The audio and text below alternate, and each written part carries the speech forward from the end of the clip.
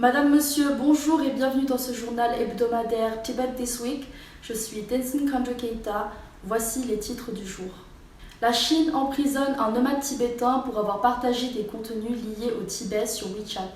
Les pays préoccupés par les violations des droits de l'homme commises par la Chine contre les Tibétains au Conseil des droits de l'homme des Nations Unies. L'université Tufts ferme son institut Confucius. La commission électorale déclare la liste des candidats finaux pour le Sikang de 2021 et la 17e élection du Parlement tibétain. La chaîne culturelle japonaise Bunkanjin discute de la question du Tibet.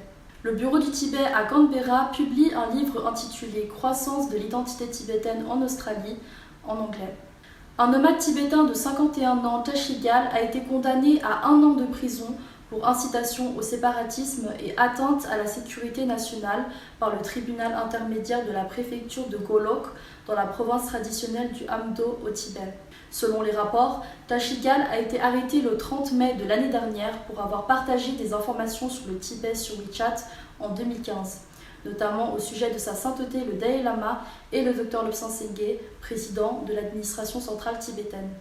Lors de la 46e session du Conseil des droits de l'homme des Nations Unies, les États-Unis, le Canada et les pays européens ont exprimé leur profonde préoccupation face aux violations systématiques des droits de l'homme commises par la Chine contre les Tibétains. Ils ont condamné la Chine pour les violations des droits de l'homme contre les Tibétains et les Ouïghours et ont exprimé des préoccupations particulières concernant la détention des défenseurs des droits de l'homme. In China, there are deeply troubling reports of deaths in custody of Tibetans. We continue to be gravely concerned with the treatment of Uyghurs and call for independent observers to be given unfettered and meaningful access to the Xinjiang Uyghur Autonomous Region. We call for meaningful access for independent observers, including the High Commissioner, and to respect the rights of minorities, including in Xinjiang and Tibet. Les pays ont également demandé la libération des défenseurs des droits de l'homme détenus arbitrairement et ont souligné les graves violations des droits de l'homme, dont la liberté de religion ou de conviction, la liberté de circulation, d'association et d'expression, et ont demandé que des observateurs indépendants, y compris le haut-commissaire, puissent avoir un accès effectif.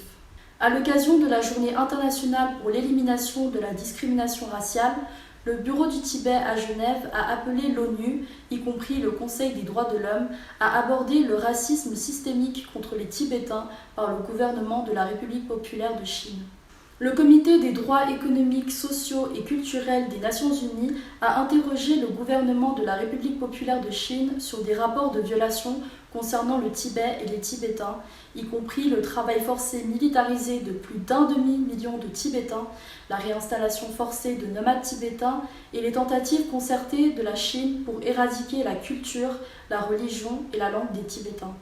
Mercredi dernier, l'université Tufts a annoncé la fermeture de son institut Confucius, un centre d'éducation linguistique et culturelle controversé financé par le gouvernement chinois. Selon un communiqué de presse des étudiants pour un Tibet libre, la campagne de fermeture de l'Institut Confucius a duré plus de 2 ans et les organisateurs ont passé 13 semaines consécutives à manifester jusqu'à sa fermeture. Le centre, l'un des plus de 50 centres aux États-Unis, est depuis des années une source de débat sur les préoccupations selon lesquelles les instituts encouragent la censure à l'étranger et portent atteinte aux droits de l'homme.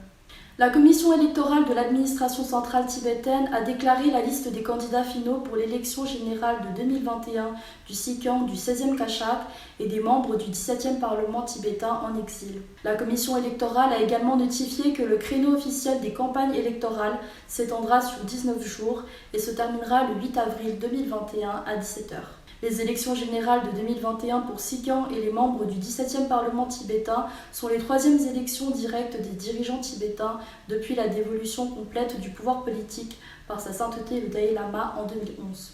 Le vote final aura lieu le 11 avril 2021 de 8h à 17h. Dans le cadre d'un panel, la chaîne culturelle japonaise Bunkanjin a discuté de la question du Tibet. Les intervenants japonais y ont exprimé leur soutien dans la lutte tibétaine pour la liberté et la justice. Les participants étaient M. Kato Kiyotaka, analyste politique en tant que maître de cérémonie, M. Nagao Takashi, membre du Parlement, l'écrivain et conférencier Bando Tadanobu et Yoshida Koichiro, membre du Parlement de Nakanoku. Le représentant Arya a expliqué aux membres la situation actuelle au Tibet en ajoutant qu'elle est similaire à l'époque de la révolution culturelle des années 1960. Il a parlé de la militarisation du plateau tibétain et de la violation flagrante des droits de l'homme, notamment de la liberté religieuse et culturelle dans la région. Le panel a également évoqué la situation de l'auto-immolation au Tibet et la question de la réincarnation de sa sainteté, le Dalai Lama.